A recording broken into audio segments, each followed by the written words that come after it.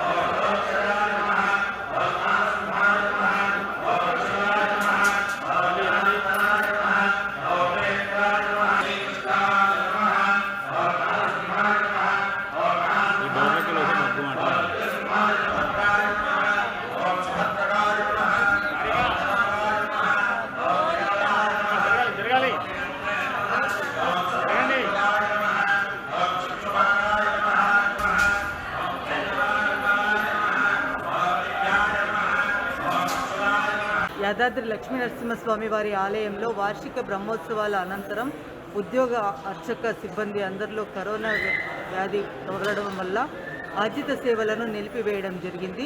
అయితే గత వారం తర్వాత ఈరోజు స్వామివారి ఆర్జిత సేవలు భక్తుల కోరిక మేరకు తిరిగి ప్రారంభించడం జరిగింది.